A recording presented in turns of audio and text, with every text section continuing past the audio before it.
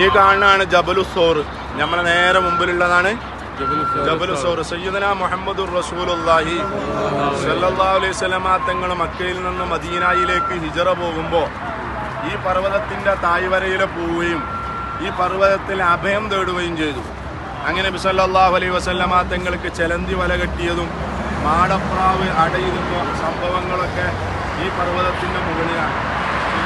റസൂലുള്ളാഹി സ്വല്ലല്ലാഹു അലൈഹി വസല്ലമ തങ്ങൾ 3 ദിവസമാണ് ജബലുസ്സൗറിന്റെ മുകളിൽ ഇരുന്നത്. ആ സമയത്ത് നബി സല്ലല്ലാഹു അലൈഹി വസല്ലമ തങ്ങൾക്ക് ഭക്ഷണമായി അബൂബക്കർ സിദ്ദീഖ് റളിയല്ലാഹു അൻഹുവിന്റെ മകൾ വരികയും ദിവസവും വാർത്തയുമായി അബൂബക്കർ സിദ്ദീഖ് റളിയല്ലാഹു അൻഹുവിന്റെ മകൻ വന്ന് വിവരം അറിയിക്കുകയും ചെയ്തു. അങ്ങനെ അവസാനം എല്ലാ വാർത്തകളും എല്ലാ അന്വേഷണങ്ങളും അവസാനിച്ചു എന്നറിഞ്ഞപ്പോൾ 3 ദിവസം പൂർത്തിയായപ്പോൾ നിബിതങ്ങൾ ആ പർവ്വതത്തിൻ്റെ മുകളിൽ നിന്ന് താഴെ ഇറങ്ങി പരിശുദ്ധമായ മദീനയിലേക്ക് ഹിജറ പോകുന്ന വേളയിൽ ഇരുന്ന പർവ്വതാണ് പരിശുദ്ധ ഖുർആനിലെ സൂറത്തു തൗബയിൽ ഇദ്ഹുമാ ഫിൽ ഗാർ എന്ന് പറഞ്ഞ് പരാമർശിക്കപ്പെട്ട പരിശുദ്ധ ഖുർആൻ കഥ പറയുന്ന ഒരു പർവ്വതം കൂടിയാണ് ജബലുസ്സൗർ. ഈ കാണുന്നതാണ് ജബലുസ്സൗർ. നമ്മളെ നേരെ മുമ്പിലുള്ളതാണ് ജബലുസ്സൗർ. സയ്യിദുനാ മുഹമ്മദുർ റസൂലുള്ളാഹി സ്വല്ലല്ലാഹു അലൈഹി വസല്ലമ തങ്ങൾ മക്കയിൽ നിന്ന് മദീനയിലേക്ക് ഹിജറ പോകുമ്പോൾ ഈ പർവ്വതത്തിന്റെ താഴ്വരയിൽ പോവുകയും ഈ പർവ്വതത്തിൽ അഭയം തേടുകയും ചെയ്തു. അങ്ങനെ നബി സല്ലല്ലാഹു അലൈഹി വസല്ലമ തങ്ങൾക്ക് ചെലന്തി വല കെട്ടിയതും മാടപ്രാവ് അടയിരുന്ന സംഭവങ്ങളൊക്കെ ഈ പർവ്വതത്തിന്റെ മുകളിലാണ്.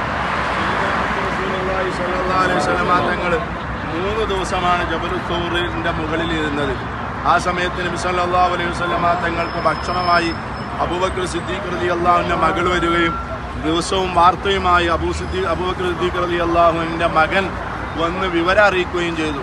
അങ്ങനെ അവസാനം എല്ലാ വാർത്തകളും എല്ലാ അന്വേഷണങ്ങളും അവസാനിച്ചു എന്നറിഞ്ഞപ്പോൾ 3 ദിവസം പൂർത്തിയായപ്പോൾ നിബിതങ്ങൾ ആ പർവ്വതത്തിൻ്റെ മുകളിൽ നിന്ന് താഴെ ഇറങ്ങി പരിശുദ്ധമായ മദീനയിലേക്ക് ഹിജറ പോകുന്ന വേളയിൽ ഇരുന്ന പർവ്വതാണ് പരിശുദ്ധ ഖുർആനിലെ സൂറത്തു തൗബയിൽ ഇദ്ഹുമാ ഫിൽ ഗാർ എന്ന് പറഞ്ഞ് പരാമർശിക്കപ്പെട്ട പരിശുദ്ധ ഖുർആൻ കഥ പറയുന്ന ഒരു പർവ്വതം കൂടിയാണ് ജബലുസ്സൗർ. ജയറാനയിലാണ് ഇപ്പോൾ ഉള്ളത്. ജയറാനയിലെ പരിശുദ്ധമായ പള്ളിയാണ് ഈ കാണുന്നത്.